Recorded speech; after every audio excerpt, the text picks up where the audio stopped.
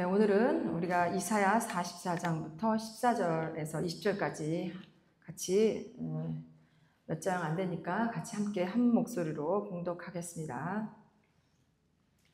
그는 자기를 위하여 백향목을 베며 드르사 나무와 상수리 나무를 취하며 숲의 나무들 가운데에서 자기를 위하여 한 나무를 정하며 나무를 심고 비를 맞고 자라게도 하느니라.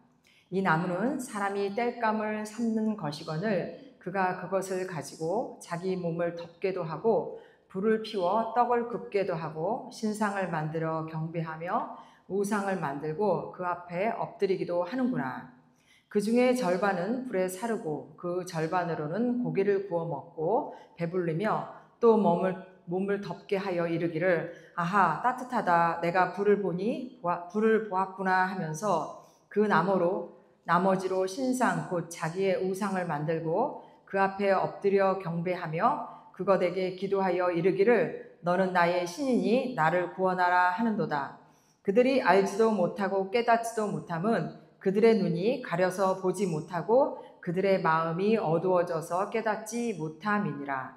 마음에 생각도 없고 지식도 없고 총명도 없으므로 내가 그것의 절반을 불사르고 또한 그 숯불 위에서 떡도 굽고 고기도 구워 먹었거늘 내가 어찌 그 나머지로 가증한 물건을 만들겠으며 내가 어찌 그 나무 토막 앞에 굴복하리요 말하지 아니하니.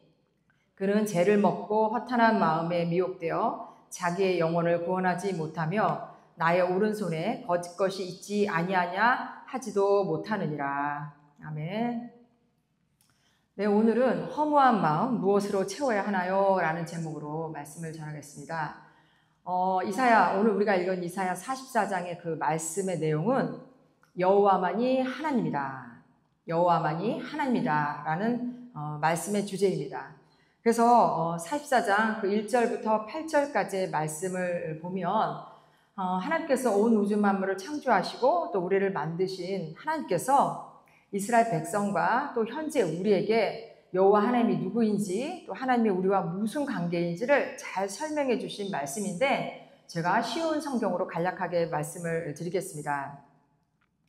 내 종 야곱 백성아 내가 선택한 이스라엘 백성아 귀를 기울여 보아라.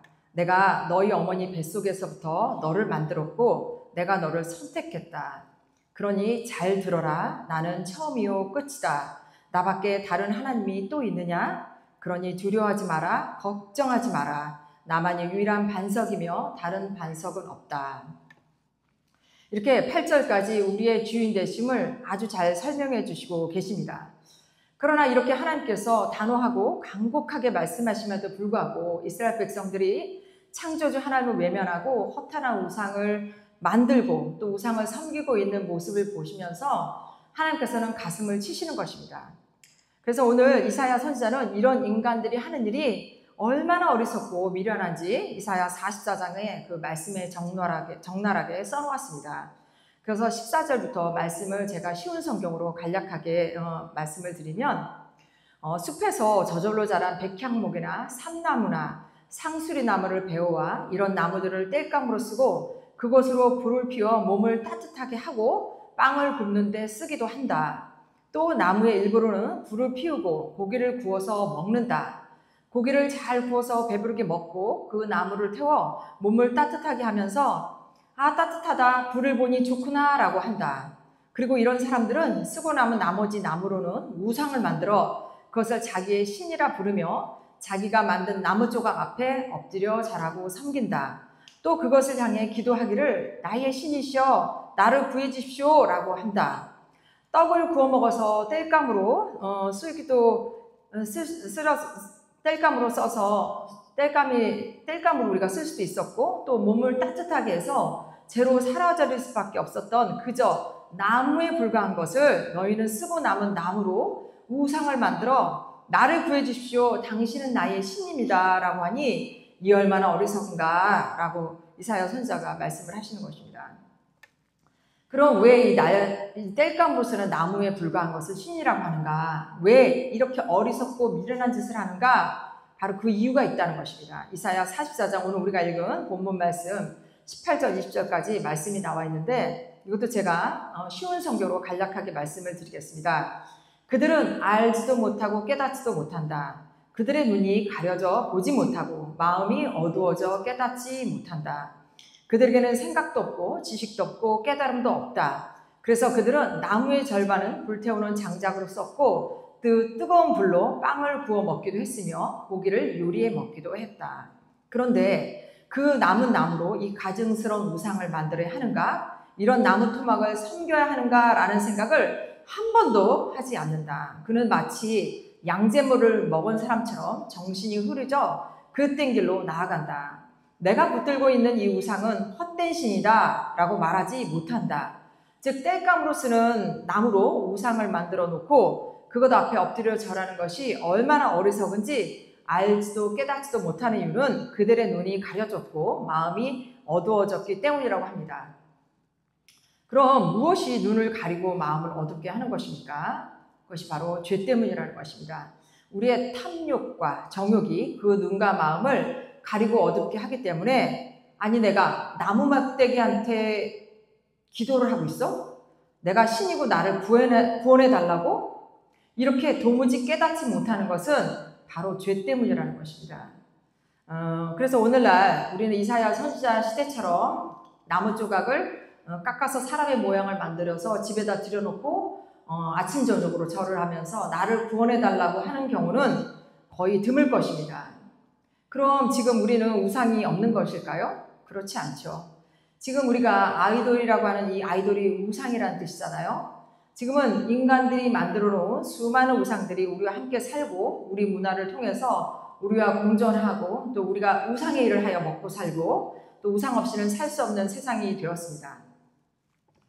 우리 부모님 시대에서는 그때만 해도 뭐 지금도 동일하겠지만 더욱더 우상시했던 것이 돈과 권력과 명예 또 이제 자식이나 배우자 이런 것들이 주도적인 우상이었다면 지금은 아주 흔하게 연예인, 또 스포츠, 차, 핸드폰, 유튜브 시청, 게임 또 요새는 특별하게 집에서 기르는 개가 있잖아요. 요새는 개라고 안 하고 이제 예전에는 애완견 뭐 이렇게 얘기했는데 요새는 애완견이라고 하지 않고 반려견이라고 해서 사람보다 개를 더 소중하게 생각하는 그런 문화가 생긴 것 같습니다. 그래서 개를 위한 그 문화시설들을 많이 보실 것입니다. 예를 들면 개를 위한 반려견 공원이나 또는 반려견 테마파크, 애견 카페, 애견 레스토랑, 개 수영장, 개 장례식장, 또 뭐 신문에 보니까 개 아로마 목욕도 있대요. 이렇게 또 사람도 비싸서 타지 않는 고가의 유모차에 개를 태우고 다니고 뭐 그런 모습 많이 흔하게 보셨죠. 또 개를 위한 그 미용실에 데려가서 그 개를 아주 멋있게 꾸미고 개 옷도 화려한 것을 사서 입히고 개 생일날 케이크하고 풍선 또 개가 좋아하는 음식들을 생일상을 가득 차리고 그 생일상 위에 개를 올려놓고 박수를 치고 생일 축하를 불러주는 사람들도 있습니다.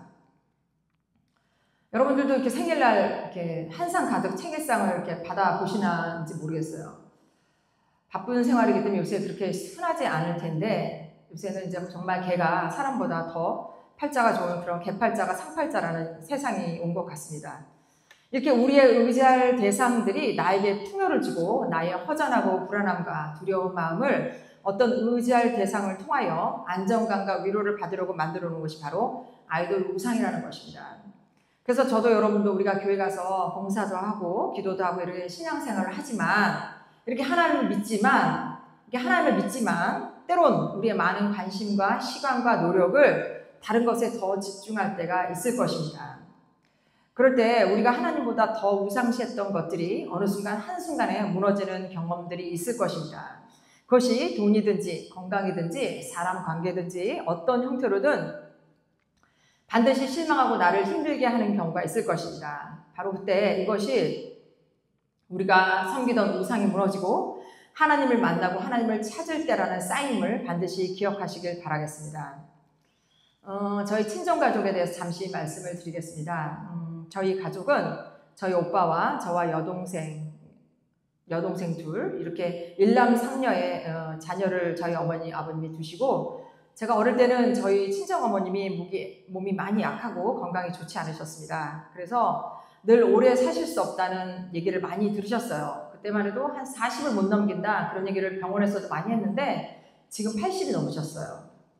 그래서 이렇게 늘 오래 살 수 없다는 얘기를 들어서 이제 밖에 나가서 일을 하실 수 없기 때문에 이제 집에서 이제 부업을 많이 하셨는데 그래서 저희가 이제 많이 도왔습니다.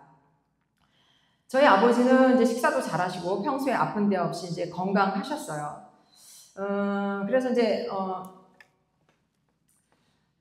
저는 이제 어릴 때부터 동네 친구들과 이제 재미로 교회를 이제 나갔는데 저희 부모님은 이제 일이 바쁘고 먹고 사는 거에 바빠서 교회 가지 못하고 저희 어머니는 나 대신 너나 잘 믿어라고 이제 그렇게 말씀하셔서 저는 교회 잘 다녔습니다.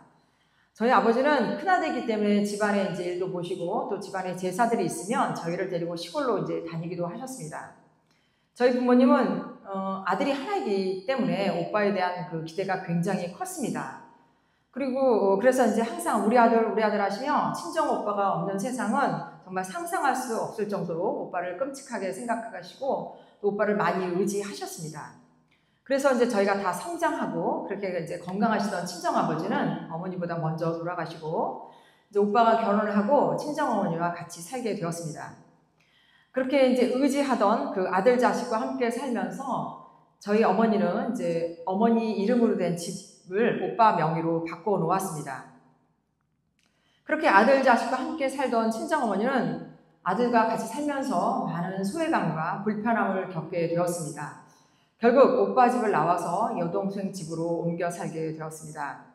그러면서 오빠에 대한 그 실망과 기대감이 완전히 무너지는 경험을 하고 결정적으로 친정 오빠가 이제 사업에 실패하면서 어머니 그 명의로 바꿔놓은 그 친정 어머니 집을 상의 한마디 하지 않고 집을 팔았다는 사실을 알게 되어서 저희 어머니는 엄청난 충격을 받으셨습니다. 왜냐하면 자식 집에 이제 이 집 저 집 가서 살다 보니 너무 힘들고 어머니 집에 가서 다시 사시려고 평소에 그런 계획을 하셨던 것 같아요.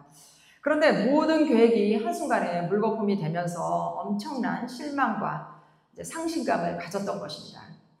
그렇게 오빠만이 세상에 둘도 없는 어머니의 큰 산이고 큰 기대였는데 그 기대가 한순간에 무너지는 경험을 하셨던 것입니다. 그래서 자식이었던 정말 귀한 자식이었던 자식이 아닌 이제 원수가 되어서 한동안 오빠의 얼굴도 보지 않는 굉장히 힘든 시간을 가지셨습니다. 그런데 이렇게 힘든 시간 동안 하나님의 정말 극적인 은혜로 친정어머니는 예수님을 믿게 되었고 공허하고 허전한 마음을 찬송을 듣는 시간으로 채우셨습니다. 저희 어머니는 예수님을 믿지 않았지만 이렇게 이제 찬송을 듣는 시간으로 예수님을 믿게 되었는데 대부분의 사람들은 이렇게 공허하고 허전한 마음을 보통 이제 클래식이나 가요나 뽕짝, 트로트 이런 것들을 많이 듣고 위로를 받으시는 분들이 참 많은 것 같습니다. 그러나 이런 것들은 일시적이고 그때는 위로를 받는 것 같지만 여전히 허전하고 공허한 마음을 가지실 것입니다. 오히려 더 이것을 듣고 더 공허해지는 것을 아마 경험들 하실 것입니다. 그것은 영혼의 공허함을 채우지 못하기 때문입니다. 오직 찬송을 듣고 노래함으로 우리 안에 성령이 오셔서 우리의 영혼의 갈급함을 채워주는 것이고 이것이 찬송의 능력이라고 생각을 합니다. 저희 어머니는 늘 건강이 좋지 않아 지금은 요양병원에서 생활하고 계시는데 병실에 사람이 많아서 찬송을 크게 들을 수 없다고 하셔서 제가 강대상용 큰 성경책을 드리고 읽어보시라고 권면을 했습니다.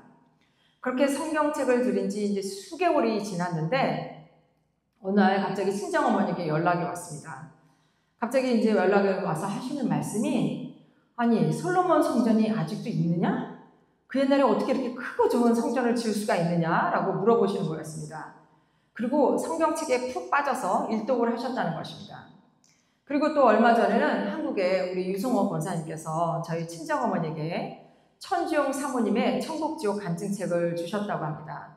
그래서 이 책을 읽고 어머 정말 천국과 지옥이 있어? 이게 사실이야? 라고 놀라며 저에게 물어보셨습니다.